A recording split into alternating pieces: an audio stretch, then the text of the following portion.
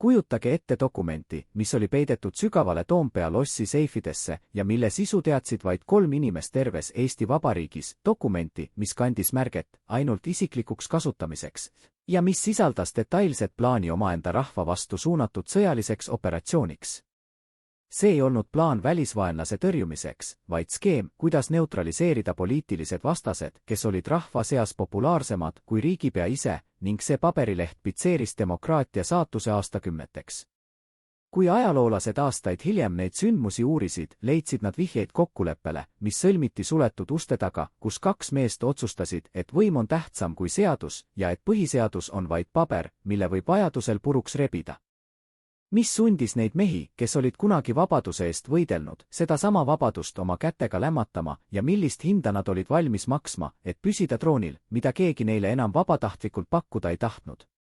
Täna avame toimikud, mis paljastavad, kuidas Konstantin Päts ja Johan Laidoner panid toime riigipöörde, mida serveeriti rahvale kui päästeoperatsiooni, kuid mis tegelikult oli külmavereline võimuhaaramine. Aasta 1934 algas Eestis pingeliselt, sest õhus oli tunda muutuste elektrit ja tänavatel marssisid vabadussõjalased, keda rahvasuus tunti vapsidena ning kelle populaarsus kasvas iga päevaga nagu laviin, mis ähvardas matta enda alla vana poliitilise eliidi. Konstantin Päts, kes oli sel hetkel riigivanema kohusetäitja, nägi oma aknast, kuidas rahvas juubeldas meestele, kes lubasid korra majja lüüa, ja ta mõistis selgelt, et eelseisvatel valimistel ootab teda ja tema parteid hävitav kaotus, millest nad ei pruugi kunagi toibuda. See hirm kaotuse ees, hirm muutuda poliitiliseks laibaks, oli see kütus, mis pani tööle masinavärgi, mille eesmärk ei olnud mitte riigi päästmine kaose eest, vaid ühe mehe ja tema ringkonna päästmine poliitilisest unustusest. Päts vajas liitlast, kedagi, kellel oleks autoriteeti ja jõudu, kedagi, keda armee kuulaks pimesi, ja ta leidis selle mehe kindral Johan Laidoneri isikus, kes oli küll erus, kuid kelle ambitsioonid ei olnud kuhugi kadunud. Nende 2 mehe kohtumine ei olnud sõbralik vestlus kamina ees, vaid pragmaatiline tehing, kus laual olid Eesti Vabariigi tulevik ja demokraatlikud vabadused, ning kus otsustati, et rahva tahe on liiga ohtlik, et sellel lasta vabalt avalduda. Laidoner, kes oli aastaid poliitikast eemal olnud, nägi selles pakkumises võimalust naasta suurele areenile, saada taas selleks, kelle sõna on seadus, ja ta nõustus plaaniga, mis andis talle erakorralised volitused, sisuliselt diktaatori võimu sõjaväe üle. See oli hetk, kus 2 endist rivaali ühendasid jõud ühise vaenlase vastu, ja see vaenlane ei olnud mitte kommunistid idapiiri taga, vaid nende oma rahvas, kes soovis muutusi ja uusi nägusid poliitikas. Kas te olete kunagi mõelnud, kui habras on tegelikult demokraatia, kui 2 mõjuvõimsat meest otsustavad, et nad teavad paremini, mis on rahvale hea, ja on valmis selle nimel ohverdama kõik põhimõtted, millele riik oli rajatud? Operatsiooni ettevalmistused toimusid äärmise saladuskatte all, sest igasugune infoleke oleks võinud vallandada kodusõja või massilised rahutused, mida isegi Laidoner poleks suutnud kontrollida. Kaitseväe ja politsei kõrgemad ohvitserid, kes olid lojaalsed Pätsile ja Laidonerile, said pitseeritud ümbrikud instruktsioonidega, mida tohtis avada alles kindlaks määratud tunnil, luues olukorra, kus enamik reamehi ja madalama astme ametnikke ei teadnud, kelle vastu nad tegelikult marsivad. See oli psühholoogiline mäng, kus kasutati ära sõdurite distsipliini ja ustavust riigile, pöörates need omadused relvaks nende samade kodanike vastu, keda nad olid vandunud kaitsma. Kuidas on võimalik, et terves riigiaparaadis ei leidunud kedagi, kes oleks julgenud küsida, kas see, mida nad teevad, on seaduslik, või oli hirm ja pimestav autoriteet nii suur, et see vaigistas igasuguse südametunnistuse hääle? 12. märtsi pärastlõunal, kui enamik inimesi tegi oma igapäevaseid toimetusi, veeresid Tallinna tänavatele soomusautod ja relvastatud patrullid võtsid sisse positsioonid strateegiliste objektide juures, justkui oleks alanud sõda. Kuid vaenlast ei olnud näha, sest vaenlane oli kuulutatud välja paberil. Need olid vabadussõjalaste juhid, mehed, kes olid veel eile olnud rahvuskangelased, kuid keda nüüd tembeldati riigireeturiteks ja mässajateks. See oli šokk, mis halvas ühiskonna, sest keegi ei osanud oodata, et riigivanem pöörab relvad oma poliitiliste oponentide vastu ajal, mil riigis valitses rahu ja mingit reaalset vägivaldset ohtu ei eksisteerinud. Kas see oli hetk, mil Eesti kaotas oma süütuse ja astus teele, mis viis vaikiva ajastuni, või oli see paratamatu samm, et vältida veelgi suuremat kaost, mida radikaalsed liikumised oleksid võinud kaasa tuua? Kujutage ette olukorda, kus te olete üks neist vähestest ohvitseridest, kes sai käsu arreteerida oma endised relvavennad, mehed, kellega koos olite jaganud kaevikuid vabadussõjas, ja nüüd pidite te vaatama neile silma ja viima nad vangikongi, teades, et nad pole teinud midagi muud kui osalenud poliitikas. Üks toonane nooremleitnant on oma päevikus kirjeldanud seda ööd kui kõige häbiväärsemat hetke oma elus, kus ta tundis, et reedab mitte ainult oma sõbrad, vaid kogu Eesti Vabariigi idee. Ta kirjeldab, kuidas arreteerimised toimusid ööpimeduses või varahommikul, kuidas inimesi kisti välja nende vooditest, ilma et neile oleks esitatud ühtegi arusaadavat süüdistust peale ebamäärase jutu riigivastasest vandenõust. Need mehed, kes viidi Patarei vanglasse, ei olnud kurjategijad, vaid poliitilised konkurendid, kelle ainus süü oli see, et nad olid liiga edukad ja liiga populaarsed. Ametlik propaganda hakkas tööle täistuuridel kohe, kui esimesed arreteerimised olid tehtud ja raadiost ning ajalehtedest kostus vaid üks narratiiv, riik oli päästetud äärmuslaste käest, kes plaanisid vägivaldset riigipööret. Johan Laidoner, kes oli nüüd kaitsevägede ülemjuhataja ja sisekaitseülem, kehtestas üleriigilise kaitseseisukorra, mis andis talle õiguse sulgeda ajalehti, keelata koosolekuid ja saata laiali organisatsioone, mis talle ei meeldinud. See oli totaalne kontrolli haaramine, kus igasugune kriitika valitsuse tegevuse suhtes võrdsustati riigireetmisega ja kus vaikimine muutus ainsaks viisiks ellu jääda. Kuidas suutis üks mees, keda rahvas oli austanud kui kangelast, muutuda üleöö vangivalvuriks, kes hoidis tervet riiki hirmu all, ja kas ta ise uskus seda valet, mida ta rahvale rääkis? Vabadussõjalaste liikumine, mis oli koondanud kümneid tuhandeid inimesi, purustati päevadega, nende staabid otsiti läbi, dokumendid konfiskeeriti ja varad arestiti, justkui oleks tegemist olnud vaenuliku riigiarmeega. Kuid kõige hirmutavam ei olnud mitte füüsiline vägivald, vaid see, kuidas süstemaatiliselt hävitati nende meeste reputatsiooni, maalides neist pilti kui verejanulistest fašistidest, kes tahtsid Eesti maha müüa.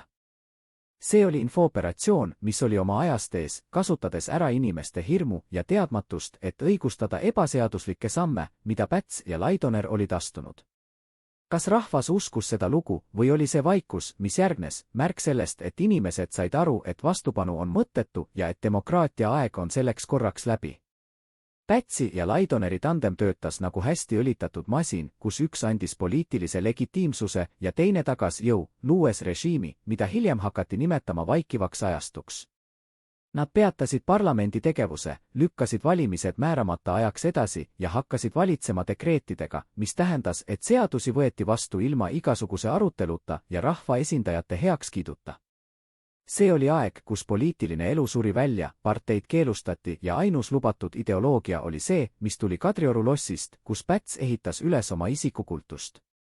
Miks oli vaja minna nii kaugele, miks ei piisanud vaid vapside kõrvaldamisest, vaid oli vaja tasalülitada kogu ühiskond ja kas see oli märk sellest, et nad kartsid oma rahvast rohkem kui ühtegi välisvaenlast? Arhiivide sügavustes, seal, kuhu tavaline inimene kunagi ei pääse, leidus aastakümneid hiljem dokumente, mis olid mõeldud hävitamiseks, kuid mis mingil põhjusel säilisid ja räägivad meile loo sellest, mida tegelikult kardeti ja mida varjati. Need paberid, mis kandsid templeid, salajane ja hävitada pärast lugemist, paljastavad, et Päts ja Laidoner teadsid väga hästi, et vapside väidetav riigipöördeplaan oli suuresti nende endi luureteenistuste poolt üles puhutud või isegi lavastatud. On leitud ettekandeid, kus politseiagendid tunnistavad, et nad ei leidnud mingeid tõendeid relvastatud ülestõusu ettevalmistamisest, kuid neile anti käsk need tõendid leida või vajadusel ise tekitada. See on ajalooline tõde, mis on valus, sest see näitab, et meie riigi rajajad olid valmis võltsima ajalugu ja hävitama süütuid inimesi, et kindlustada oma võimu. Üks kõige šokeerivamaid leide on nimekiri, mis koostati juba nädalaid enne riigipööret ja mis sisaldas sadu nimesid, poliitikuid, ajakirjanikke, ärimehi, kes tuli neutraliseerida kohe, kui eriolukord välja kuulutatakse. See ei olnud spontaanne reaktsioon ohule, vaid külmavereliselt kalkuleeritud puhastus, mille eesmärk oli eemaldada kõik, kes võiksid tulevikus Pätsi ja Laidoneri autoriteeti kõigutada. Nende dokumentide hulgas on ka kirjavahetus, kus arutatakse, kuidas manipuleerida avaliku arvamusega, milliseid valesid sööta välisajakirjanikele ja kuidas hoida rahvast teadmatuses tegelikust olukorrast. Miks need dokumendid säilisid, kas see oli kellegi ettenägelikkus või lihtsalt bürokraatlik lohakus, mis nüüd, peaaegu sajand hiljem, laseb meil näha tõde selle kohta, kuidas demokraatia tegelikult sureb? Veelgi intrigeerivam on see, mis nendest arhiividest puudub terved kaustad, mis on registrites kirjas, kuid riiulitel tühjad, viidates sellele, et kõige kompromiteerivam materjal hävitati süstemaatiliselt enne, kui võõrvõimud riigi üle võtsid. On alust arvata, et seal oli infot finantstehingute kohta, mis sidusid riigijuhte kahtlaste äriringkondadega ja tõendeid selle kohta, kuidas riigieelarvet kasutati isiklike poliitiliste eesmärkide saavutamiseks. See must auk meie ajaloos on koht, kus peituvad vastused küsimustele, mida me täna esitame, ja see tuletab meile meelde, et ajalugu kirjutavad võitjad, kuid tõde on sageli peidetud sinna, mida nad otsustasid kustutada. Mida nad kartsid nii väga, et olid valmis põletama tuhandeid lehekülgi dokumente, ja kas need saladused oleksid võinud muuta seda, kuidas me täna hindame Konstantin Pätsi ja Johan Laidoneri pärandit? Kujutage ette vestlust kahe mehe vahel, kes on jaganud võimuaastaid, kuid kelle vahel on alati olnud teatud pinge, usaldamatuse vari, mis pole kunagi täielikult kadunud. Päts vajas Laidoneri, sest ilma armeeta oli ta vaid poliitik, kuid Laidoner vajas Pätsi, sest ilma poliitilise katteta oleks ta olnud vaid mässuline kindral. See oli sümbioos, mis põhines vastastikusel kasul, kuid arhiivimaterjalid vihjavad, et nende vahel toimus pidev võimuvõitlus, kus kumbki üritas teist üle kavaldada ja oma positsiooni kindlustada. On säilinud märkmeid eraviisilistest kohtumistest, kus toonid tõusid ja kus vaieldi selle üle, kes tegelikult riiki juhib, kas see on president oma dekreetidega või ülemjuhataja oma tääkidega. Laidoner, olles sõjaväelane, oli harjunud käsutama ja ootas vastuvaidlemata allumist, samas kui Päts oli kogenud manipulaator, kes oskas niite tõmmata varjudest, ja see dünaamika tekitas olukorra, kus riigi juhtimine oli pidev kompromisside ja intriigide jada. Mõned ajaloolased väidavad, et Laidoneril oli tegelikult rohkem võimu, kui avalikkus teadis, ja et Päts oli teatud hetkedel vaid marionett, kes pidi tantsima kindrali pilli järgi, et säilitada oma ametikoht. Kuid teised dokumendid näitavad Pätsi kavalust, kuidas ta suutis Laidoneri ambitsioone ohjeldada, andes talle piisavalt autasusid ja tiitleid, et hoida teda rahulolevana, kuid mitte kunagi lastes tal muutuda ainsaks otsustajaks. Kes oli selles mängus tegelik meister ja kes oli ettur, ning kas nende omavaheline rivaalitsemine nõrgestas riiki hetkel, kui oleks olnud vaja ühtsust rohkem kui kunagi varem. See liit, mis sündis 1934, määras Eesti saatuse kuni lõpuni välja, sest see lõi pretsedendi, et põhiseadusest võib mööda minna, kui kõrgemad huvid seda nõuavad. Nad lõid süsteemi, kus lojaalsus juhile oli tähtsam kui kompetents ja kus kriitiline mõtlemine oli ohtlik, luues pinnase, mis tegi riigi haavatavaks välistele ohtudele, kui need lõpuks saabusid. Kas nad mõistsid oma elu lõpus, et see autoritaarne režiim, mille nad olid ehitanud, oli tegelikult savijalgadel hiiglane, mis ei suutnud kaitsta riiki tõelise kriisi hetkel, või uskusid nad kuni viimase hetkeni, et nad tegid ainuõige valiku? Mõelge hetkeks sellele, mis tunne on elada riigis, kus te teate, et teie telefonikõnesid kuulatakse pealt, kus teie naaber võib olla informaator ja kus vale sõna võib maksta teile töökoha või vabaduse. See oli reaalsus, mille Päts ja Laidoner lõid pärast riigipööret, ehitades üles poliitilise politsei võrgustiku, mis hoidis silma peal kõigil, kes võisid kujutada ohtu režiimile. See ei olnud enam see vaba Eesti, mille eest oli võideldud vabadussõjas, vaid riik, kus valitses vaikus ja kus inimesed õppisid elama kahepalgelist elu, üht räägiti avalikult ja teist sosistati kodus köögilaua taga. Kuidas see pidev hirm ja usaldamatus mõjutasid inimeste psüühikat ja ühiskonna moraali, ning kas see vaikiv olek tegi meid tegelikult nõrgemaks, kui saabusid 1940 aasta sündmused? Pätsi ja Laidoneri režiim investeeris tohutult ressursse propagandasse, korraldades suurejoonelisi paraade ja isamaalisi üritusi, mille eesmärk oli luua illusioon ühtsusest ja õitsengust, kuid mille taga peitus sügav poliitiline stagnatsioon. Nad lõid uue põhiseaduse, mis oli rätsepaülikond Pätsile, andes presidendile peaaegu piiramatu võimu ja muutes parlamendi vaid kummitempliks, mis kiitis heaks kõik otsused. See oli fassaadidemokraatia, kus väliselt olid institutsioonid olemas, kuid nende sisu oli tühjaks uuristatud ja kus rahvas oli taandatud vaid pealtvaatajaks omaenda riigi valitsemises. Kas me suudame täna, vaadates tagasi, eristada tõelist patriotismi sellest riiklikust propagandast ja kas me mõistame, kui ohtlik on see, kui riigijuhid hakkavad samastama ennast riigiga?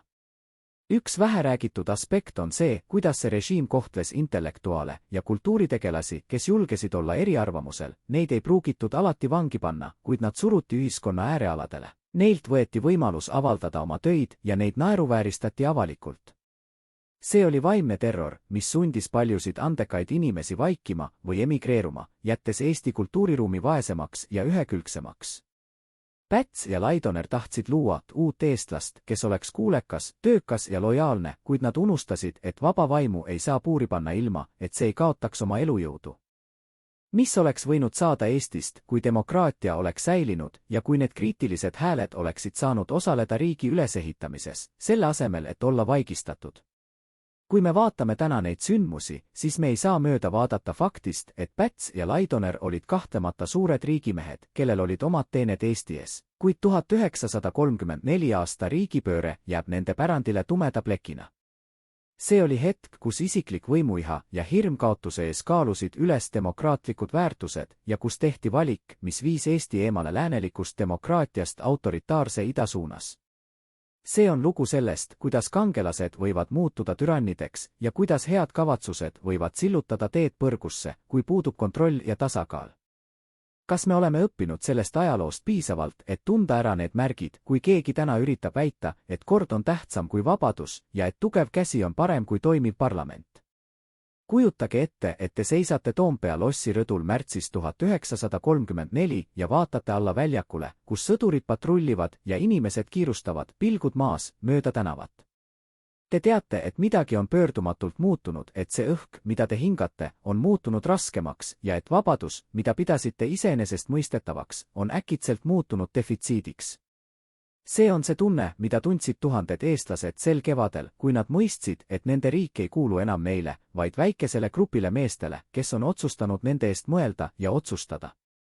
Mis on see hind, mida me oleme valmis maksma stabiilsuse eest ja millal muutub stabiilsus stagnatsiooniks ja vaikusest saab vangla, riigiarhiivi sügavustes, seal, kus hoitakse dokumente, mida pole avalikkusele näidatud üle 80 aasta, lebab üks koltunud paberileht, millel on märge riigivanema erifond ja koodnumber, mida teadsid vaid 2 raamatupidajat terves riigis.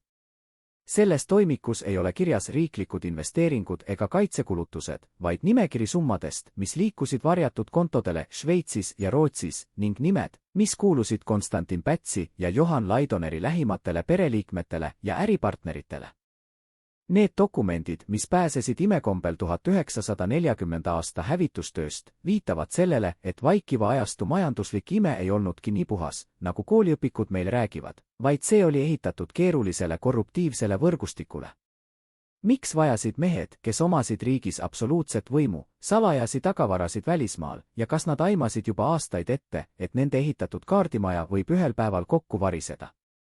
Kui me räägime 1934 alanud ajastust, siis me kujutame sageli ette vaid poliitilist vaikust, kuid tegelikkuses käis kulisside taga vilgas majandustegevus, kus riiklikud huvid ja isiklik kasu olid lootusetult läbi põimunud. Konstantin Päts, kes oli tuntud oma majanduslike huvide poolest juba enne riigipööret, kasutas oma positsiooni, et suunata riiklikke tellimusi ja soodustusi ettevõtetele, mis olid seotud tema poja Viktori või tema lähedaste toetajatega. See oli süsteem, mida tänapäeval nimetatakse riigi kaaperdamiseks, kuid toona serveeriti seda kui rahvusliku kapitali tugevdamist, kusjuures iga kriitiline hääl, kes julges küsida tehingute läbipaistvuse kohta, vaigistati kiiresti poliitilise politsei poolt. Kas see majanduslik kindlustatus oli tasu selle eest, et nad päästsid riigi või oli riigipöörde üheks varjatud motiiviks just nimelt ligipääs riigikassale ilma parlamendi tüütu kontrollita? Samal ajal kui tavaline talumees või tööline pidi leppima kasinate oludega ja kuulama raadiost jutte kokkuhoiust, elas riigi eliitelu, mis meenutas pigem monarhiat kui vabariiki, korraldades vastuvõtte, kus voolas šampanja ja kus serveeriti roogasid, millest lihtrahvas võis vaid unistada. Johan Laidoner, kes armastas luksust ja peent seltskonda, renoveeris Viimsi mõisa riigi kulul sellise suurejoonelisusega, et isegi välisdiplomaadid olid hämmastunud, küsides omavahel, kust tulevad need vahendid väikeses ja vaeses riigis. See kontrast avaliku retoorika ja privaatse elustiili vahel oli karjuv, kuid tsensuur hoolitses selle eest, et ajalehed kirjutaksid vaid riigijuhtide tagasihoidlikkusest ja rahvalähedusest, luues müüdi, mis püsib kohati tänaseni. Kuidas suutsid nad elada sellises silmakirjalikkuses, vaadates oma rahvale silma ja nõudes ohvreid, samal ajal kui nad ise nautisid privileege, mis olid saadud demokraatia lammutamise hinnaga?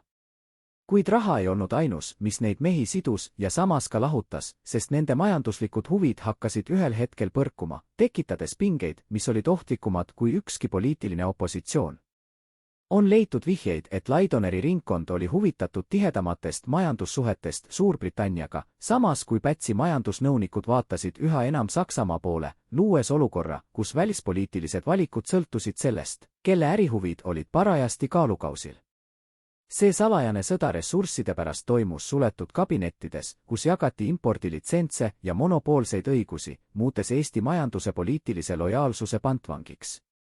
Kas see ahnus ja omakasu pimestasid neid nii palju, et nad ei märganud, kuidas nad muutsid riigi haavatavaks välisele survele, müües maha oma majandusliku iseseisvuse jupikaupa? Kujutage ette, et olete teenija, kes on töötanud Laidoneri majapidamises üle 10 aasta ja näinud pealt kõige intiimsemaid hetki, kuulnud pealt vestlusi, mis võiksid kukutada valitsuse, ja näinud külalisi, kelle nimesid ei tohtinud kunagi mainida. Üks selline tunnistaja, kelle mälestused ilmusid päevavalgele alles aastakümneid hiljem paguluses, kirjeldab õhtuid, kus kindral Laidoner istus oma kabinetis, käes klaas konjakit ja rääkis oma naisele Marjale murest, et Päts on muutumas liiga ettearvamatuks ja vanadusest nõdraks. See naine, Marja Laidoner, keda seltskondades kardeti ja austati rohkem kui mõnda ministrit, oli tegelikult üks mõjuvõimsamaid isikuid riigis, kelle sõna maksis sageli rohkem kui ametlikud määrused. Mida teadis see Vene aadlipäritolu naine riigi saladustest ja kui suur oli tema tegelik roll otsustes, mida omistati ametlikult tema abikaasale? Marja Laidoneri mõju on ajaloolaste poolt sageli alahinnatud, kuid arhiivides leiduvad kirjad ja märkmed viitavad sellele, et ta oli kindrali peamine usaldusisik ja strateegiline nõuandja, kes suunas osavalt oma mehe karjääri ja hoidis silma peal poliitilistel intriigidel. Räägiti, et just tema oli see, kes veenis Laidoneri 1934 Pätsiga liitu astuma, nähes selles võimalust kindlustada oma perekonna positsioon ja päästa nad võimalikust vaesusest, mis oleks kaasnenud vapside võimuletulekuga. Tema salongides liikus info kiiremini kui ametlikes kanalites ja seal sõlmiti kokkuleppeid, mis mõjutasid sadade inimeste saatusi, ilma et keegi oleks sellest avalikult teadnud. Kas on võimalik, et Eesti Vabariigi saatust ei juhtinudki sel perioodil mitte 2 meest Toompeal ja Kadriorus, vaid hoopis naine, kes tegutses varjudes ja kelle ambitsioonid olid suuremad kui riigi põhiseadus? Samal ajal oli Konstantin Päts oma isiklikus elus üha üksikum, olles kaotanud oma abikaasa juba aastaid tagasi, ja see emotsionaalne tühimik tegi ta vastuvõtlikuks teistsugustele mõjutustele, eriti oma poja ja minja poolt. Kadrioru lossis valitses atmosfäär, mis meenutas pigem suletud kindlust kui riigipea residentsi, kus ligipääs presidendile oli rangelt kontrollitud ja kus iga informatsioonikild filtreeriti hoolikalt enne, kui see temani jõudis. See isolatsioon tekitas olukorra, kus Päts hakkas kaotama sidet reaalsusega, uskudes siiralt, et rahvas armastab teda tingimusteta ja et kõik probleemid on vaid pahatahtlike agitaatorite väljamõeldis. Kuidas mõjutas see üksindus ja ümbritsevate inimeste lipitsemine tema otsustusvõimet kriitilistel hetkedel, kui oli vaja selget pilku ja kainet mõistust? Pätsi tervis oli samuti teema, mida varjati kivalt riikliku saladusena, sest autoritaarne juht ei tohtinud näidata nõrkust, kuid arstide salajased päevikud paljastavad, et ta kannatas mitmete krooniliste hädade all, mis mõjutasid tema töövõimet ja meeleolu. On teada juhtumeid, kus olulised riiklikud otsused lükati edasi või tehti kiirustades, sest riigivanem ei olnud võimeline keskenduma ja need hetked kasutasid ära tema nõunikud, et suruda läbi omaenda agendasid. See oli ohtlik mäng, kus riigi juhtimine sõltus ühe vananeva mehe füüsilisest heaolust ja kus puudus igasugune mehhanism võimu üleandmiseks või jagamiseks. Kas me võime öelda, et vaikiva ajastu lõpuaastatel oli Eesti tegelikult ilma juhita, triivides sündmuste voolus, samal ajal kui kaptenisillal seisis mees, kes ei suutnud enam tüüri hoida? Kujutage ette, et on detsember 1939 ja Toompea lossi korstnatest tõuseb öösiti musta suitsu, mis kannab endas põlenud paberi ja tindilõhna, andes märku, et midagi suurt ja pöördumatut on toimumas. Need ei olnud tavalised küttepuud, mis seal põlesid, vaid 10 kastid dokumente, mis sisaldasid tõendeid, mida Päts ja Laidoner ei tahtnud jätta ei ajaloolastele ega saabuvatele võõrvõimudele.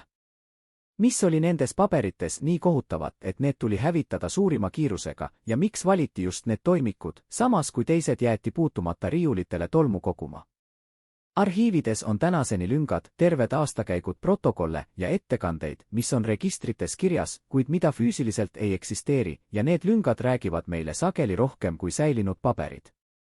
Ajaloolased on veendunud, et hävitatud materjalide hulgas olid nimekirjad informaatoritest, kes olid imbunud vapside liikumisse ja hiljem ka opositsioonilistesse ringkondadesse, reetes oma sõpru ja kolleege raha või ametikohtade eest. Need olid inimesed, kes jätkasid oma elu Eesti NSV-s või paguluses, kandes endaga kaasas saladust, et nad olid olnud režiimi tööriistad ja nende nimede avalikustamine oleks hävitanud sadade perekondade reputatsiooni. Kas Päts üritas selle hävitustööga kaitsta oma kaastöölisi või üritas ta lihtsalt kustutada jälgi meetoditest, mida ta oli kasutanud oma võimu kindlustamiseks? Veelgi intrigeerivam on teooria, et tuleriidale läksid ka dokumendid, mis puudutasid salajasi läbirääkimisi Nõukogude Liiduga juba enne baaside lepingut, viidates sellele, et teatud kokkulepped olid sõlmitud palju varem, kui avalikkus teadis. On säilinud vaid üksikud fragmendid, mis vihjavad, et Pätsi ringkond otsis meeleheitlikult garantiisid oma isiklikule puutumatusele ja varadele juhuks, kui riik peaks kaotama iseseisvuse. See heidab täiesti uue ja sünge varju 1939 ja 40 aasta sündmustele, vihjates, et riigi alistumine ei olnud mitte ainult sõjalise jõuetuse, vaid ka moraalse korruptsiooni tagajärg. Mida nad olid valmis ohverdama, et päästa oma nahk, ja kas need põlenud paberid sisaldasid tegelikult Eesti Vabariigi müügilepingut? Kuid kõige suurem saladus, mis arhiividest puudub, on seotud 1934 aasta riigipöörde tegelike põhjustega. Need kindlad tõendid vapside mässuplaanist, millega õigustati eriolukorda, ei ole kunagi päevavalgele ilmunud. On väga tõenäoline, et neid tõendeid ei eksisteerinudki paberil sellisel kujul, nagu väideti, ja et kogu operatsioon põhines suulistel kokkulepetel ja oletustel, mida hiljem püüti tagantjärele dokumenteerida. See tähendab, et meie ajaloo üks pöördelisemaid sündmusi põhines suurel bluffil, mille jäljed tuli hoolikalt kustutada, et tulevased põlved ei saaks kunagi teada tõde. Kas me saame kunagi teada, mis tegelikult toimus neil otsustavatel päevadel, või on need saladused läinud koos nende meestega hauda, jättes meile vaid spekulatsioonid ja pooltõed? Kujutage ette ruumi, kus istuvad 5 meest, kelle nägudelt peegeldub surmaniidistav hirm ja teadmatus, sest nad on just saanud teateid Molotov-Ribbentropi paktist ja mõistavad, et nende mänguruum on kokku kuivanud olematuks. See oli hetk, kus Päts, Laidoner ja nende lähimad nõunikud said aru, et nende isolatsionistlik poliitika ja demokraatia lammutamine on jätnud Eesti täiesti üksi keset suurriikide kiskjalikku mängu. Nad olid aastaid uskunud, et suudavad laveerida ida ja lääne vahel, mängides kavalat mängu, kuid nüüd olid nad olukorras, kus neil polnud ühtegi tõelist liitlast, sest lääneriigid pidasid neid ebademokraatlikeks ja Nõukogude Liit pidas neid vaenlasteks. Mis tunne on mõista, et kõik teie tehtud valikud, mida pidasite riigimehelikuks tarkuseks, on tegelikult viinud riigi kuristiku servale? Vaikiva ajastu välispoliitika oli täis salajasi manöövreid ja ebaõnnestunud katseid leida toetust, ilma et peaks taastama demokraatiat, mis oleks olnud eeltingimuseks lääne abile. On teada, et Laidoner käis korduvalt visiitidel, kus ta üritas luua isiklikke sidemeid teiste riikide sõjaväelastega, kuid need kohtumised jäid sageli vaid viisakusvisiitideks, sest keegi ei tahtnud siduda end režiimiga, mille tulevik oli ebakindel. Nad olid loonud illusiooni tugevast ja kaitstud riigist, kuid tegelikkuses oli Eesti kaitsevõime auklik ja diplomaatiline seljatagune olematu. Kas nad olid nii pimestatud omaenda propagandast, et nad ei näinud, kuidas Euroopa kaart nende ümber joonistatakse, või olid nad lihtsalt fatalistlikult leppinud sellega, mis tulema pidi? Üks vähetuntud fakt on see, et Pätsi valitsus üritas viimases hädas luua salajast kontakti Saksamaaga, lootes, et Hitler võiks olla vastukaaluks Stalinile, kuid need katsed olid kohmakad ja hilinenud. Berliinist vaadati Tallinna poole külma ükskõiksusega, sest Eesti oli juba maha müüdud ja mingid kohalikud diktaatorid ei omanud suures plaanis mingit tähtsust. See oli alandav äratundmine, et nad ei ole enam subjektid rahvusvahelises poliitikas, vaid objektid, millega kaubeldakse, ja et nende autoritaarne režiim ei pakkunud mingit kaitset, vaid tegi ülevõtmise isegi lihtsamaks. Miks nad ei üritanud taastada rahva usaldust ja ühtsust, kui oht muutus ilmseks, vaid jätkasid kramplikult oma võimust kinnihoidmist kuni lõpuni? See salajane grupp, kes otsustas Eesti saatuse üle suletud uste taga, oli lõpuks iseenda loodud lõksus, nad ei saanud enam taganeda, sest see oleks tähendanud oma vigade tunnistamist, ja nad ei saanud ka edasi minna, sest tee oli püsti ees. Nad olid vaigistanud opositsiooni, kes oleks võinud pakkuda alternatiivseid lahendusi, ja nad olid uinutanud rahva valvsuse, rääkides, et kõik on kontrolli all, samal ajal kui tegelikult oli kontroll ammu kadunud. Kas see oli hetk, kus reetmine ei olnud enam kellegi teise tegu, vaid nende endi tegevusetus ja suutmatus tunnistada reaalsust, mis viis lõpuks hääletu alistumiseni? Kujutage ette, et te olete üks neist ohvitseridest, kes vastutab presidendi julgeoleku eest, ja te näete, kuidas riigipea tervis halveneb iga päevaga, kuidas ta unustab asju ja kuidas tema käed värisevad, kui ta kirjutab alla dokumentidele. Te teate, et riiki juhib mees, kes ei ole enam võimeline adekvaatselt reageerima, kuid te olete andnud vande ja te ei saa midagi teha, sest süsteem ei luba kahtlusi. Arhiivides leidub vihjeid, et Pätsi ihuarst Hirsnik oli sunnitud võltsima tervisekaarte, kirjutades sinna diagnoose, mis olid leebemad kui tegelikkus, et vältida paanikat ja kuulujutte. See meditsiiniline saladus oli üks riigi paremini hoitud saladusi, sest kui rahvas oleks teadnud, kui haige on nende juht, oleks režiimi legitiimsus kokku varisenud nagu kaardimaja. On leitud apteegi tellimislehti, mis näitavad, et Kadrioru lossi telliti suurtes kogustes rahusteid ja südameravimeid, ning on teada, et Pätsil oli perioode, kus ta ei väljunud oma toast päevade kaupa, jättes riigiasjad oma abide hooleks. See tekitab küsimuse, kes tegelikult juhtis Eestit neil kriitilistel kuudel enne katastroofi, kas see oli president ise või oli see kitsas ringkond ametnikke ja sugulasi, kes kasutasid teda kui kilpi oma tegevusele. See on hirmutav mõte, et ajal, mil otsustati rahva ellujäämine, oli otsustaja ise võimetu ja ümbritsetud inimestest, kes hoolisid rohkem oma positsioonist kui riigi tulevikust. Kas ajalugu oleks läinud teisiti, kui Päts oleks olnud terve ja energiline, või oli süsteem ise juba nii mäda, et isegi tugev juht poleks suutnud seda päästa? See meditsiiniline varjamine ei olnud vaid humaanne žest vananeva mehe vastu, vaid küüniline poliitiline käik, sest Pätsi isik oli režiimi nurgakivi ja ilma temata oleks kogu konstruktsioon lagunenud. Nad hoidsid teda püsti ravimite ja valedega, luues fassaadi, mis pidi veenma nii sise- kui välisvaenlasi, et Eesti on kindlates kätes, kuid tegelikkuses oli see vaid aja küsimus, millal see illusioon puruneb. Mida tundis Päts ise neil hetkedel, kas ta tajus oma jõuetust ja seda, kuidas teda kasutatakse ära, või oli ta juba nii kaugel reaalsusest, et uskus iseenda surematusesse ja asendamatusesse? Kujutage ette dokumenti, mis koostati 1939 aasta sügisel Eesti Kaitseväe peastaabis ja millel oli vaid 3 koopiat, millest 2 hävitati koheselt pärast lugemist. Selles raportis seisis külm ja halastamatu tõde, mida Johan Laidoner ei julgenud avalikkusele ega isegi oma ohvitseridele tunnistada. Eesti laskemoonavarudest piisaks vaid 4 päevaks intensiivseks lahingutegevuseks. See paberileht oli surmaotsus riigikaitsele, tõestades, et aastatepikkused paraadid ja kõlavad kõned olid olnud vaid fassaad, mille taga laiutas tühjus ja ettevalmistamatus. Miks kulutas režiim miljoneid esindushoonetele ja monumentidele, jättes samal ajal sõdurid ilma elementaarsest varustusest, ja kas see oli kuritegelik hooletus või teadlik sabotaaž? Johan Laidoner, keda propaganda kujutas kui riigi esimest sõdurit ja vabaduse kaitsjat, oli tegelikkuses loonud armee, mis oli ilus vaadata paraadidel Vabaduse väljakul, kuid täiesti võimetu kaasaegses sõjas. Arhiividest leitud hankedokumendid näitavad, et samal ajal kui Euroopas algas võidurelvastumine, tegeles Eesti Kaitseväe juhtkond vananenud relvade ostmisega ja investeeris kinnisvarasse, mis pidi teenima kindralite mugavust. See oli strateegiline pimedus, kus usuti, et neutraliteet ja head suhted suurriikidega kaitsevad paremini kui tankid ja lennukid, kuid see usk osutus saatuslikuks veaks. Kuidas sai kogenud väejuht olla nii naiivne, või oli ta juba ammu mõistnud, et vastupanu on mõttetu ja valmistas pinda ette hääletuks alistumiseks? Sõdurid kasarmutes ja kaitseliitlased külades elasid teises reaalsuses, uskudes siiralt, et nad on valmis kaitsma oma kodu viimse veretilgani, teadmata, et nende juhid olid nad juba mõttes maha kandnud.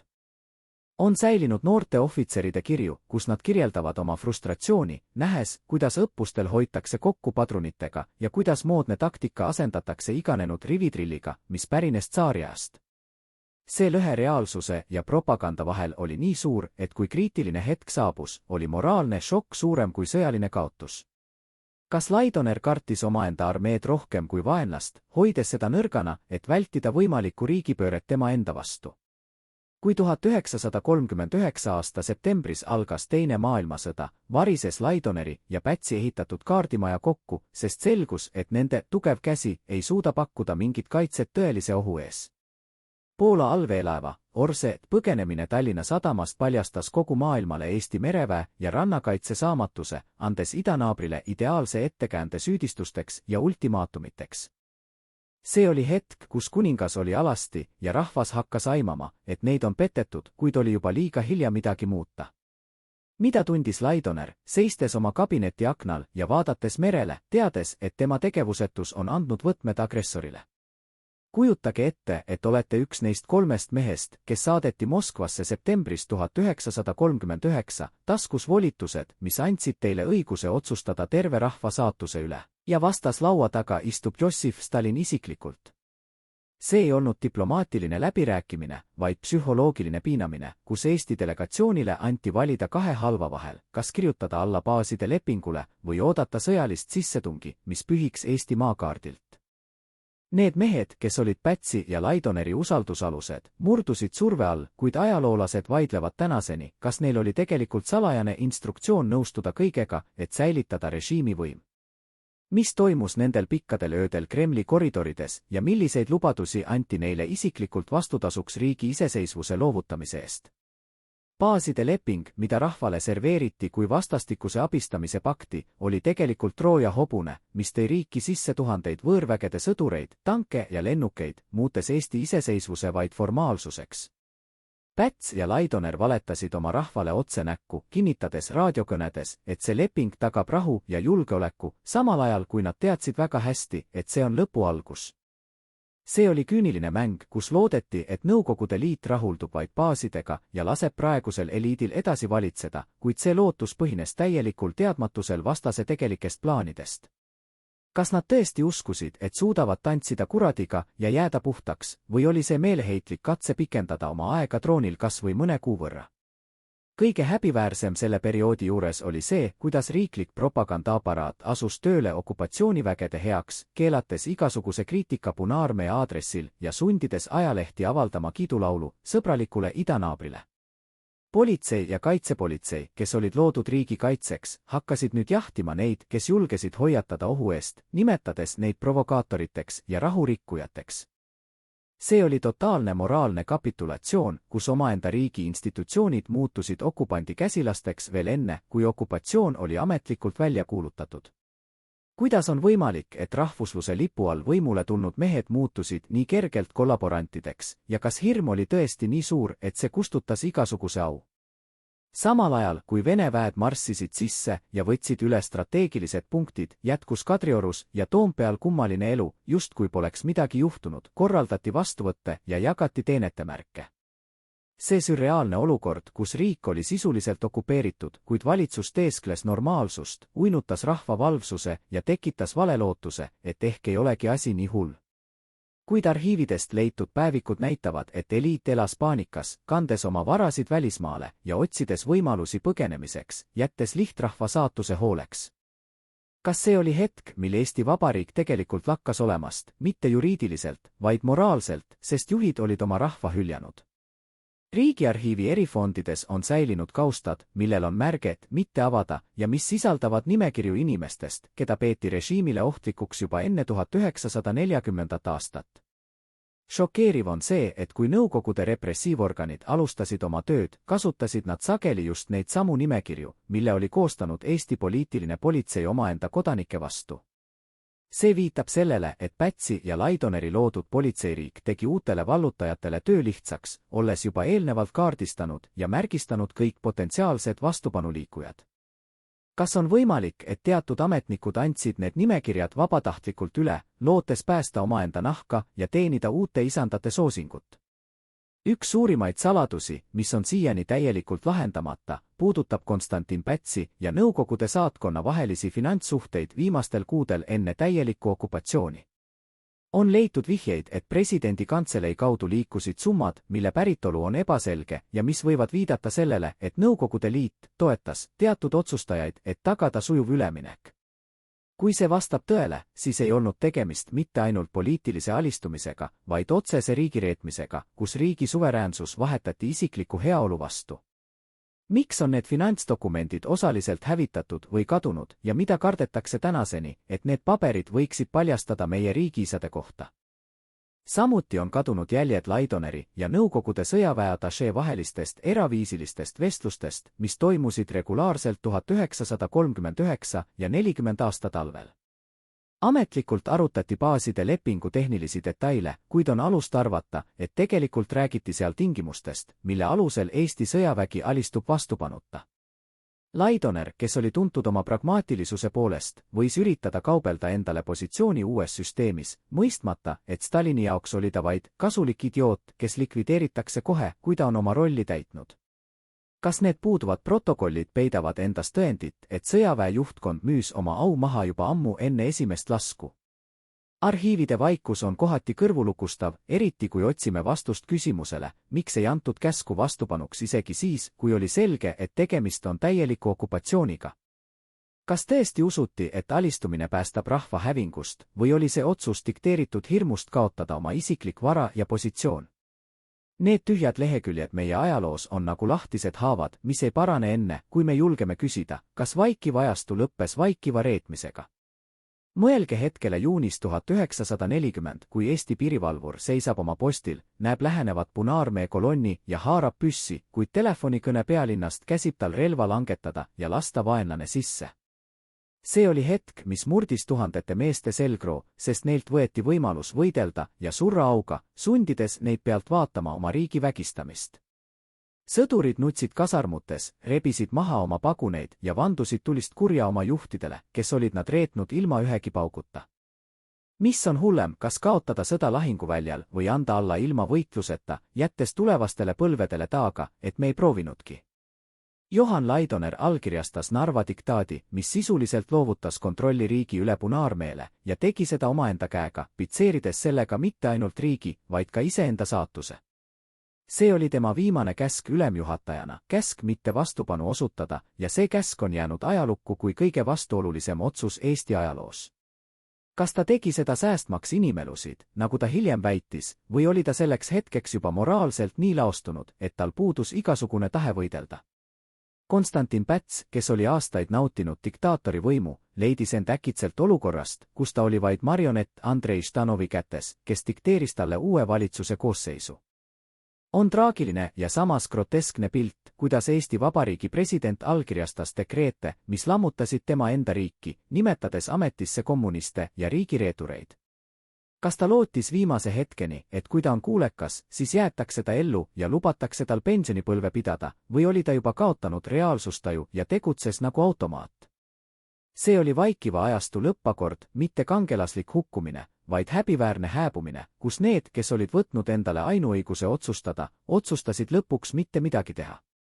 Nad olid vaigistanud rahva hääle, et keegi ei saaks neid segada, ja kui lõpp tuli, siis valitseski vaikus, keegi ei tulnud tänavatele neid kaitsma, sest side rahva ja juhtide vahel oli ammu katkenud. Kas me suudame neile kunagi andestada selle, et nad röövisid meilt võimaluse olla vabad isegi kaotuse hetkel? Kujutage ette hetke, mil mees, kes oli harjunud jagama käske tervele riigile ja kelle allkirja kartsid nii ministrid kui kindralid, istub omaenda kodutrepil, oodates autot, mis ei vii teda mitte presidendilossi vastuvõtule, vaid teadmatusse, kus tagasiteed enam ei ole. See oli 30. juuli 1940, kui Konstantin Päts, Eesti Vabariigi esimene president ja vaikiva ajastu arhitekt, pidi vaatama tõtt oma elutöö rusudega, mõistes, et seesama vaikimine, mille ta oli riigile peale surunud, saatis teda nüüd tema viimsel teekonnal kodumaa pinnal. Mitte ükski rahvahulk ei kogunenud tema kaitseks, mitte ükski väeosa ei tõstnud mässu tema vabastamiseks, sest sidejuhi ja rahva vahel oli lõplikult katkenud, asendudes ükskõiksuse ja pettumusega.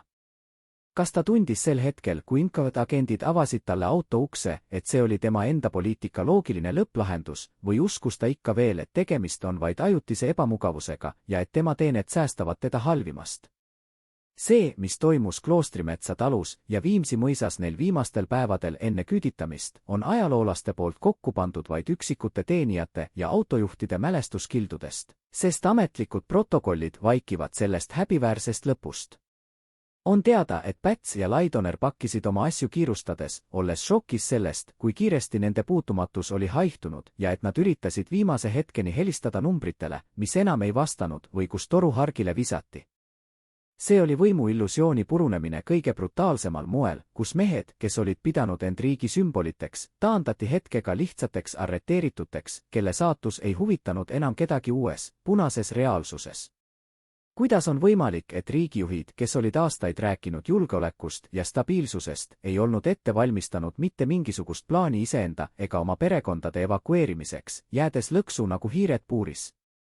Kõige traagilisem selle olukorra juures oli see, et Päts ja Laidoner ei olnud ainsad ohvrid, vaid nad tõmbasid endaga kaasa kuristikuga oma perekonnad, naised, lapsed ja lapselapsed, kes polnud süüdi poliitilistes mängudes, kuid kes pidid maksma ränka hinda oma nime eest. Johan Laidoneri abikaasa Maria, kes oli olnud seltskonnaelu kuninganna, pidi nüüd pakkima kohvrisse vaid hädavajalikud esemed, teades, et tema luksuslik elu on igaveseks möödas ja et ees ootab vaid alandus ja viletsus võõral maal. See kollektiivne karistus, mis tabas riigi eliiti, oli justkui peegeldus sellest, kuidas nad ise olid kohelnud oma poliitilisi vastaseid 1934, kuid nüüd oli skaala ja julmus kordades suurem. Kas nad mõtlesid rongisõidu ajal Venemaa avarustesse nendele meestele, kelle nad olid ise Patarei vanglasse saatnud, ja kas nad tundsid hilinenud kahetsust, et olid loonud pretsedendi, kus poliitiline kaotus tähendab füüsilist hävitamist? Rahvas, kes ei maha, vaatas seda kõikepealt segaste tunnetega, oli neid, kes tundsid kahjurõõmu, nähes sakste kukkumist, kuid enamik tundis vaid sügavat hirmu, mõistes, et kui isegi presidenti ja ülemjuhatajat ei säästeta, siis mis saab tavalisest inimesest? See oli hetk, mil Eesti ühiskond sai lõplikult aru, et riik on kadunud ja et vaikiv ajastu on asendunud terroriajastuga, kus reeglid on hoopis teised ja kus keegi pole kaitstud. Miks ei olnud rahvas valmis oma juhte kaitsma, miks valitses tänavatel see kummaline vaikus ja kas see oli märk sellest, et Pätsi ja Laidoneri režiim oli suutnud tappa inimestes usu oma riiki juba enne, kui võõrad tankid üle piiri veeresid? Kujutage ette arhiiviriiulit, mis asub sügaval endise KV hoone keldris ja millel seisab tolmune kaust kirjaga Eesti Vabariigi poliitiline politsei, agentuur ja nimekirjad, dokument, mis oleks pidanud olema hävitatud esimeste seas, kuid mis anti uutele võimudele üle täies mahus. See on üks ajaloo suurimaid reetmisi, millest räägitakse harva, fakt, et Eesti Vabariigi julgeolekuorganid, mille ülesanne oli kaitsta riiki kommunismi eest, tegid okupatsiooni alguses tihedat koostööd NKVD-ga, andes neile üle omaenda kodanike andmebaasid. Need nimekirjad, mida Pätsi režiim oli kogunud vapside, sotsialistide ja opositsionääride kohta, said nüüd aluseks esimestele massilistele arreteerimistele ja küüditamistele, mida viisid läbi okupatsioonivõimud. Kuidas on võimalik, et ametnikud, kes olid vandunud truudust Eesti Vabariigile, muutusid üleöö omaenda rahva timukate abilisteks ja kas see oli käsk kõrgemalt poolt või lihtsalt alatu pugemine uute isandate ees? Selles arhiivis leidub dokumente, mis näitavad, et poliitiline politsei oli jälginud tuhandeid inimesi, kogudes nende kohta kompromiteerivat materjali ja see info osutus kullaauguks Nõukogude repressiivorganitele, kes ei pidanud ise nullist alustama, vaid said kasutada valmis süüdistusmaterjale. On teada juhtumeid, kus inimesed, kes olid olnud Pätsi režiimi vastased ja lootnud, et uus võim toob neile vabaduse, leidsid end hoopis Siberi rongist, sest nende nimed olid juba ammu mustas nimekirjas, mille oli koostanud nende oma riik. See on paradoks, mis on valus ja verine, vaikiva ajastu repressiivaparaat ei lakanud töötamast riigi kadumisega, vaid see neelas alla oma loojad ja nende vastased, töötades nüüd veelgi suurema efektiivsusega võõra lipu all. Kas Päts ja Laidoner aimasid, et masinavärk, mille nad olid ehitanud oma võimu kindlustamiseks, muutub relvaks, mis hävitab terve rahvaeliidi? Eriti šokeerivad on need toimikud, mis sisaldavad ettekandeid meeleoludest sõjaväes ja Kaitseliidus, kus on nimeliselt välja toodud ohvitserid, kes olid väljendanud rahulolematust 1939. aasta baaside lepingu suhtes. Need mehed, kes olid tegelikult kõige suuremad patrioodid ja valmis võitlema, tembeldati nendes paberites ebausaldusväärseteks elementideks ja just nemad olid esimesed, kes likvideeriti, kui Punaarmee võttis üle Eesti sõjaväe. See tähendab, et Eesti riik ise oli kaardistanud ja märgistanud oma parimad pojad, tehes vaenlase töö lihtsaks ja jättes rahva ilma potentsiaalsetest vastupanujuhtidest. Miks neid dokumente ei põletatud, miks jäeti need vedelema, teades, et need on surmaotsused sadadele meestele ja kas see oli kuritegelik lohakus või teadlik reetmine? arhiivide sügavusest vaatab meile vastu ka teine, veelgi süngem saladus, finantsdokumendid, mis viitavad sellele, et osa poliitilisest eliidist üritas osta endale puutumatust, pakkudes uutele võimudele ligipääsu riigi varjatud reservidele ja väliskontodele. On leitud vihjeid tehingutele, kus riigi kulda ja valuutat liigutati viisil, mis on seletamatu, kui eeldada, et eesmärk oli neid varasid päästa, kuid mis muutub loogiliseks, kui eeldada, et keegi üritas maksta lunaraha oma elu eest. Need paberid on lünklikud ja sageli koodidega, kuid nad maalivad pildi moraalsest laostumisest, kus riigi huvid olid ammu unustatud ja igaüks võitles vaid iseenda eest. Kas me saame kunagi teada täit tõde sellest, kuhu kadusid need miljonid ja kes olid need inimesed, kes arvasid, et saavad osta endale elu hinnaga, mis oli varastatud Eesti rahvalt? Kujutage ette olukorda, kus tuhanded Eesti ohvitserid on kogutud Värska laagrisse ja teistesse kogunemispunktidesse, olles saanud käsu oma ülemjuhatajalt Johan Laidonerilt säilitada rahu ja distsipliin, uskudes, et nad lähevad ümberõppele või manöövritele. Need mehed, vabadussõja veteranid ja noored leitnandid, seisid rivis, relvad puhastatud ja vormid korras, teadmata, et nad on tegelikult kogutud kokku selleks, et neid oleks lihtsam arreteerida ja hävitada ühe hoobiga. See oli Laidoneri viimane ja kõige kohutavam teene okupatsioonivõimudele, ta kasutas oma autoriteeti, et hoida armee vaos ja koondada see kohta, kus see oli kaitsetu, muutudes tahtmatult omaenda sõdurite hauakaevajaks. Mis toimus nende meeste peades, kui nad nägid, et õppuste asemel piiravad neid sisse NKVD väed ja kui nad mõistsid, et käsk mitte vastupanu osutada oli tegelikult käsk minna tapale? Paljud neist ohvitseridest olid aastaid teeninud Laidoneri pimesi, uskudes tema geniuslikkusesse ja sellesse, et vana kindral teab alati, mis on parim, kuid nüüd seisid nad silmitsi reetmisega, mis oli nii suur, et seda oli raske mõistusega hoomata. Nad olid treenitud võitlema vaenlasega rindel, kuid nad ei olnud valmis selleks, et löök tuleb selja tagant omaenda juhtkonna poolt, kes oli nad maha müünud poliitiliste kokkulepete nimel. On säilinud kirju ja päevikuid, mis on peidetud laagriplatsidele või visatud rongiaknast välja, kus need mehed vannuvad, et kui nad oleksid teadnud tõde, oleksid nad võidelnud viimse veretilgani, hoolimata ülekaalust. Kas Laidoner teadis, mis tema mehi ees ootab, või oli ta nii naiivne, et uskus Nõukogude lubadusi säilitada Eesti rahvusväeosad ja kas see teadmatus vabandab tema tegevust? See sõjaväelise eliidi hävitamine oli katastroof, mis mõjutas Eestit aastakümneid, sest ühe hetkega lõigati läbi rahvuse selgroog, hävitades mehed, kes omasid kogemusi, teadmisi ja liidriomadusi. Ilma ohvitserideta oli rahvas nagu karjata jäänud lambad, keda oli lihtne hirmutada ja manipuleerida, ja see oli otsene tagajärg 1934 alanud poliitikale, kus armee muudeti poliitiliseks tööriistaks ja kus iseseisev mõtlemine asendati pimeda kuulekusega. Kui need ohvitserid oleksid olnud harjunud küsima küsimusi ja kahtlema käskudes, kas ajalugu oleks võinud minna teisiti või oli distsipliin, mida Laidoner nii kõrgelt hindas, lõpuks nende hukatuse põhjus. Me ei tohi unustada ka neid väheseid, kes otsustasid mitte alluda, kes peitsid oma relvad ja läksid metsadesse, pannes aluse metsavendlusele, kuid nad tegid seda ilma keskse juhtimiseta ja ilma toetuseta, olles jäetud omapead. See näitab, et vastupanuvaim ei olnud surnud, kuid see oli halvatud juhtkonna reetmise tõttu ja need üksikud kangelasteod jäid vaid hüüdjaks hääleks kõrbes. Mida oleks suutnud Eesti armee, kui talle oleks antud käsk võidelda, ja kas see vastupanu, isegi kui see oleks lõppenud kaotusega, oleks säästnud meid sellest moraalsest traumast, mida me kanname endaga tänaseni, teadmisest, et me andsime alla ilma lahinguta?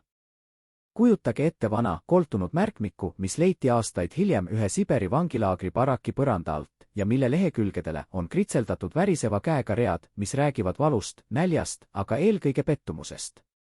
Selle märkmiku autoriks oli endine Eesti Vabariigi minister, mees, kes oli istunud samas lauas Pätsi ja Laidoneriga, aidanud neil riiki valitseda ja uskunud nende visiooni, kuid kes nüüd, surres külmal naril, pidi tunnistama kibedat tõde.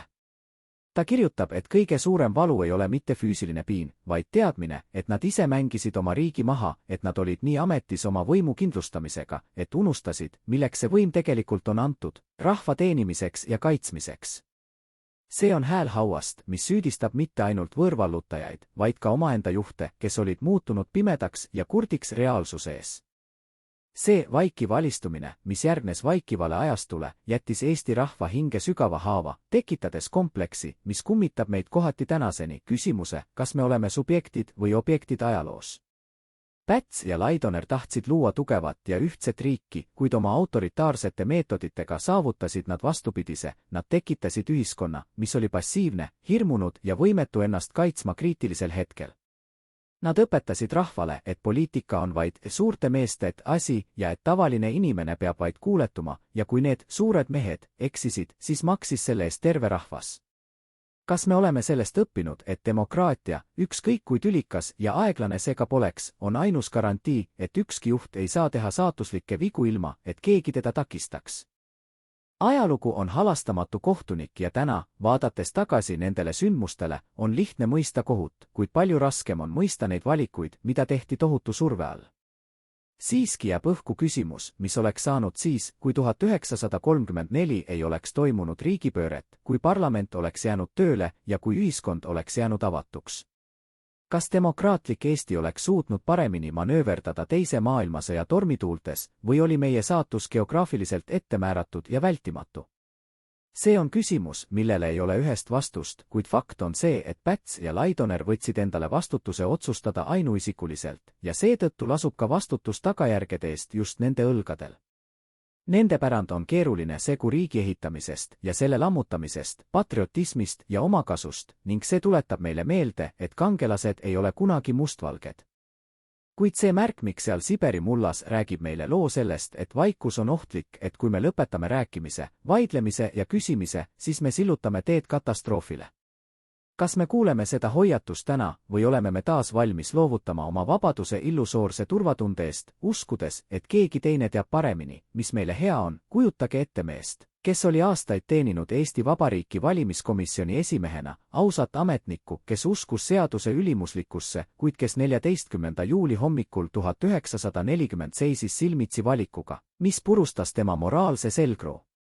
Tema kabinetti sisenesid 3 võõrast meest, seljas halvasti istuvad ülikonnad ja vöölpunnis püstolikabuurid, kes asetasid lauale paberilehe valmis kirjutatud protokolliga, kus osalusprotsent oli märgitud 99,9. See ametnik teadis, et valimisjaoskonnad polnud veel isegi avatud, kuid talle tehti selgeks, et tema allkiri sellel paberil on ainus garantii, et tema perekond näeb järgmist hommikut. See ei olnud demokraatia surm, vaid selle groteskne pilkamine, kus hirmunud inimesed sunniti osalema teatris, mille stsenaarium oli kirjutatud Moskvas ja mille lavastajad olid kohalikud reeturid. Mida tundis see mees, kui ta vajutas oma sulepea paberile, teades, et selle liigutusega kirjutab ta alla oma riigi surmatunnistusele? Juuli keskpaigas 1940 korraldatud valimised olid ajaloo üks suurimaid pettusi, operatsioon, mille eesmärk oli anda sõjalisele okupatsioonile juriidiline viigileht ja näidata maailmale, et Eesti rahvas on vabatahtlikult valinud sotsialismi tee. Tänavatel marssisid organiseeritud rongkäigud, kandes loosungeid, mis nõudsid liitumist Nõukogude Liiduga, kuid nende marssijate silmades ei olnud rõõmu, vaid hirm, sest iga puuduja nimi märgiti üles ja anti edasi julgeolekuorganitele.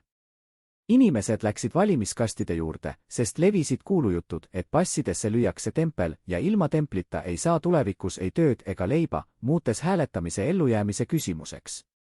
Kas see massiline osavõtt oli märk rahva naiivsusest või oli see kollektiivne alalhoiuinstinkt, mis sundis inimesi mängima kaasamängu, mille reegleid nad ei mõistnud? Valimisjaoskondades valitses sürreaalne atmosfäär, kus kabiinidest olid eemaldatud kardinad või seisid nende kõrval abistajad, kes jälgisid, et keegi ei rikuks sedelit ega kirjutaks sinna midagi ebasobivat. Ainus nimekiri, mille poolt sai hääletada, olid Eesti Töötava Rahva Liit ja kõik vastaskandidaadid olid eelnevalt diskvalifitseeritud naeruväärsete ettekäänetega või lihtsalt arreteeritud.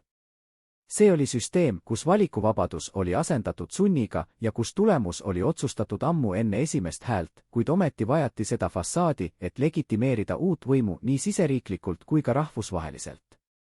Kuidas suutsid need uued juhid, kes nimetasid end rahva teenriteks, vaadata peeglisse, teades, et nende mandaat põhineb vaid tääkidel ja valedel?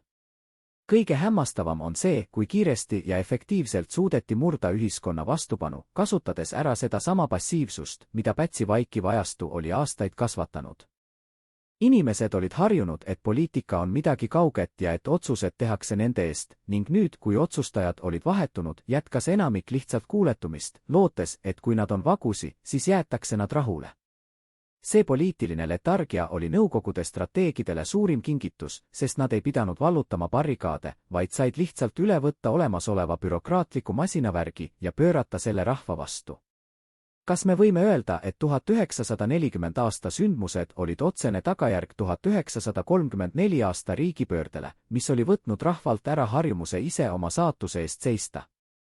Kujutage ette arhiivikeldrit Pagari tänaval, ruumi, mis oli täis riiuleid maast laeni ja kus hoiti Eesti Vabariigi kõige tundlikumaid saladusi, toimikuid, mis sisaldasid agentide nimesid, pealekaebusi ja poliitiliste vastaste profiile.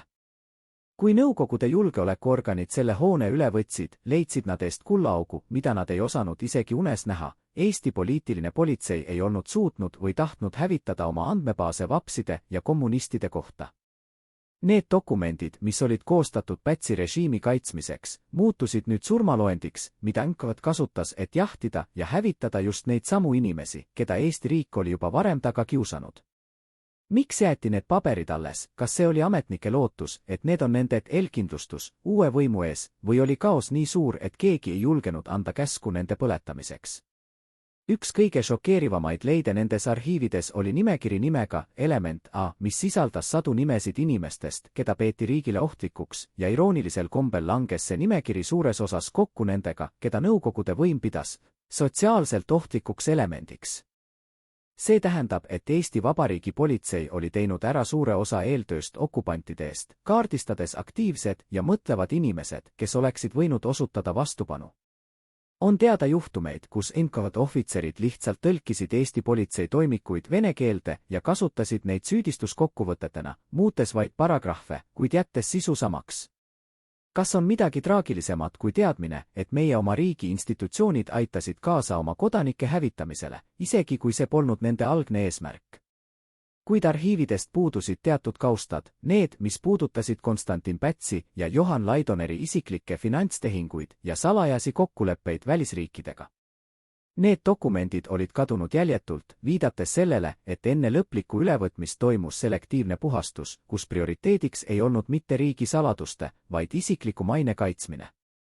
See räägib meile selget keelt prioriteetidest. Riigijuhid hoolitsesid selle eest, et nende must pesu ei satuks avalikkuse ette, kuid jätsid oma alluvad ja poliitilised oponendid saatuse hooleks. Mida see ütleb meile nende meeste moraali kohta, kes olid valmis ohverdama teisi, et varjata omaenda korruptiivseid jälgi? Veelgi intrigeerivam on see, mis leiti Välisministeeriumi arhiivist, salajased memod, mis kirjeldasid lääneriikide reaktsiooni või selle puudumist Eesti sündmustele. Need paberid paljastavad, et Eesti diplomaadid saatsid meeleheitlikke abipalveid Londonisse ja Washingtoni, kuid vastused olid viisakalt tõrjuvad, soovitades mitte provotseerida Nõukogude Liitu ja leppida reaalsusega. Need dokumendid on valus tunnistus sellest, et Eesti oli jäetud täiesti üksi ja et vaikiva ajastu välispoliitika, mis panustas neutraliteedile, oli täielikult läbi kukkunud. Kas need arhiivileiud, mida hoiti aastakümneid saladuses, muudavad meie arusaama sellest, kas Eestil oli üldse mingit võimalust või oli meie saatus otsustatud suurriikide kabinettides juba ammu enne tankide saabumist? Kujutage ette olukorda, kus te olete tuntud kirjanik või teadlane, inimene, keda rahvas austab ja kuulab ja ühel õhtul koputatakse teie uksele, kuid seal ei ole mitte sõdurid, vaid naeratav mees, kes pakub teile kohta uues valitsuses. See oli Johannes Vares-Barbaruse ja tema marionettvalitsuse tragöödia, rühm intellektuaale, kes lasid end meelitada võimule, uskudes naiivselt, et nad suudavad päästa, mis päästa annab, või et nad ehitavad üles uue ja õiglasema Eesti. Nad olid kasulikud idioodid Stalini suures plaanis, fassaad, mida oli vaja, et näidata maailmale, nagu toimuks Eestis rahumeelne revolutsioon, mitte sõjaline okupatsioon. Mis toimus nende meeste peades, kui nad kirjutasid alla dekreetidele, mis lammutasid riiki, mida nad väitsid armastavat, ja millal nad mõistsid, et nad on vaid etturid mängus, mida nad ei kontrolli? Paljud neist juunikommunistidest ei olnud tegelikult parteilased, vaid vasakpoolsete vaadetega haritlased, kes olid olnud opositsioonis Pätsi autoritaarse režiimiga ja nägid uues olukorras võimalust kätte maksta ja taastada demokraatia. Nii absurdne, kui see ka ei tundu.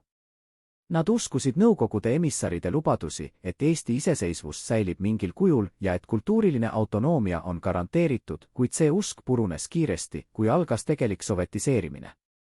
Nende saatus oli traagiline, enamik neist lõpetas oma elu enesetapuga või hukkus repressioonide käigus, kui neid enam ei vajatud, kuid nende reetmine jääb ajalukku kui hoiatus intellektuaalse pimeduse eest.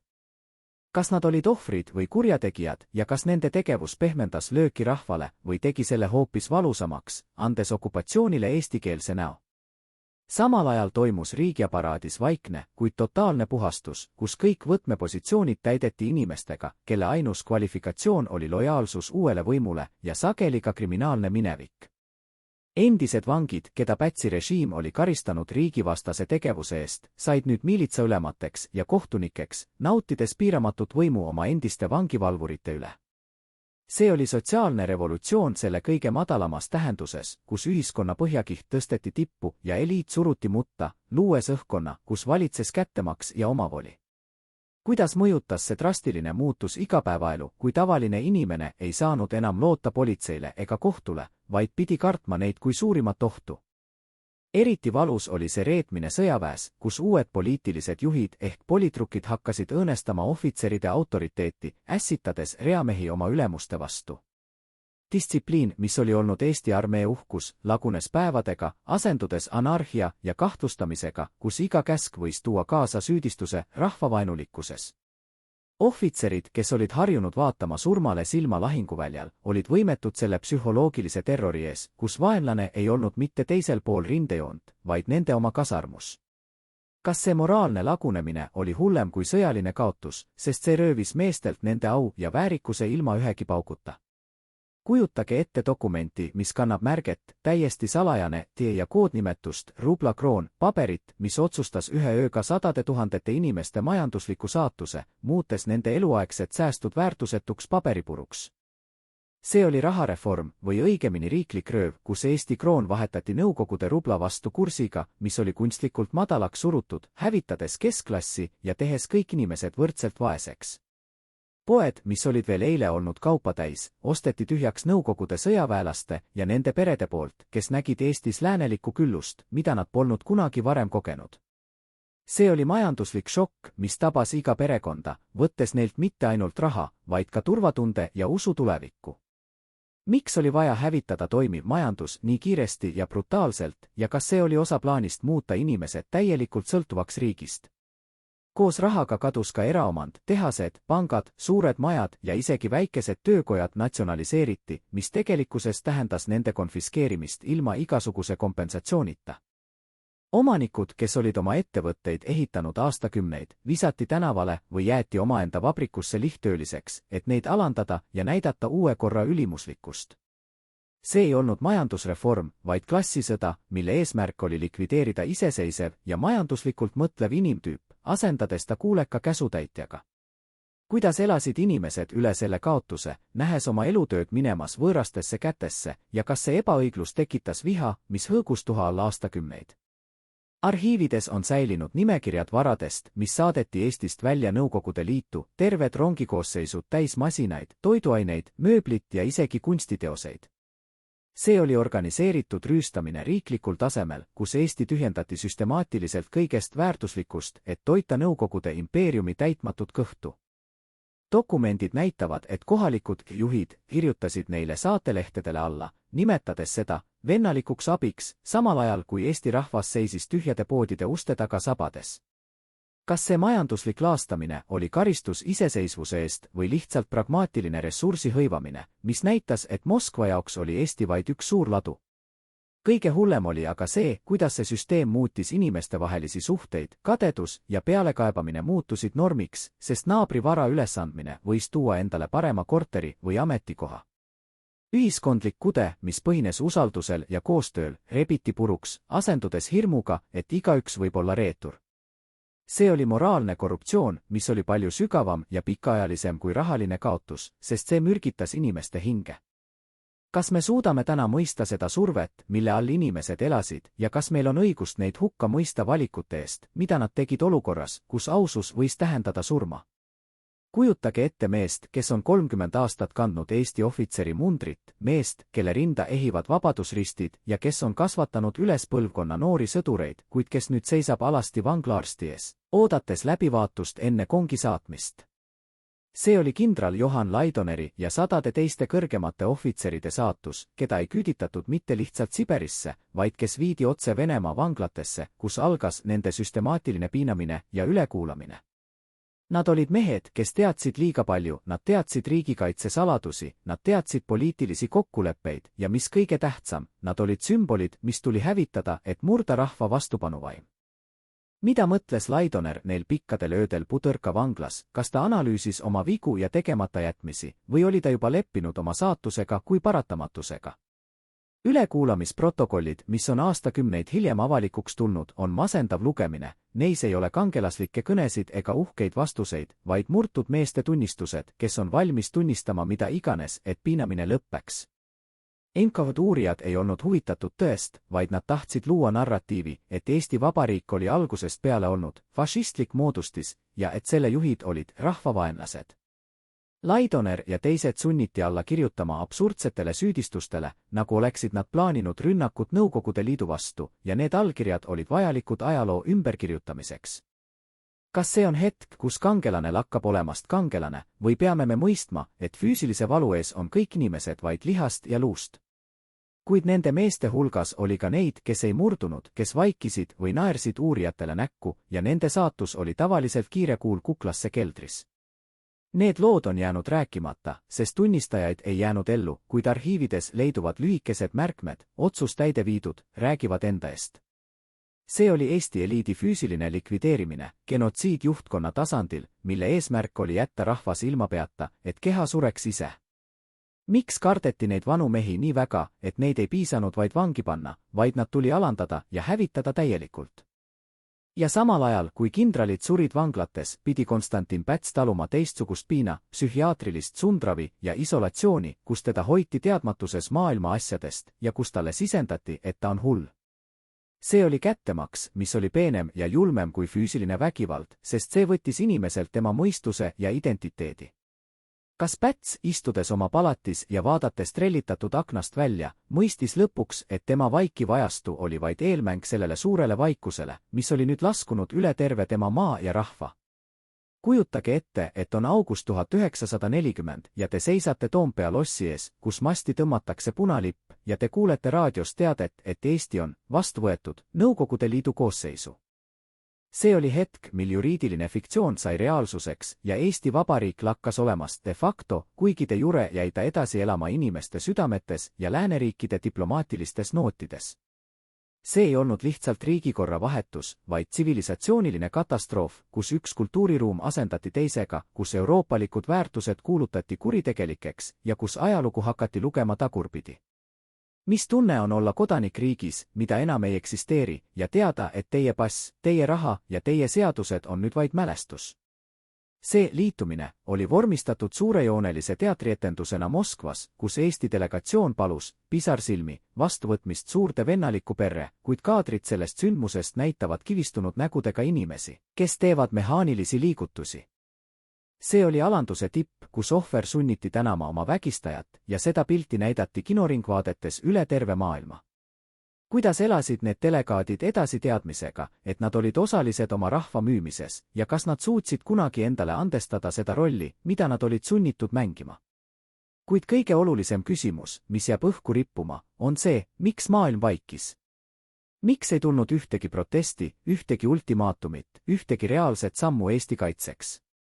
Arhiivid näitavad, et lääneriigid olid liiga hõivatud omaenda sõjaga Hitleri vastu ja pidasid Balti riike peenrahaks, mida võib ohverdada suurema eesmärgi nimel. See on valus õppetund reaalpoliitikast, mis ütleb meile, et väikesed riigid on alati üksi, kui nende huvid ei kattu suurte omadega. Kas me oleme täna kindlamas olukorras või on see geograafiline needus midagi, mis jääb meid saatma igavesti?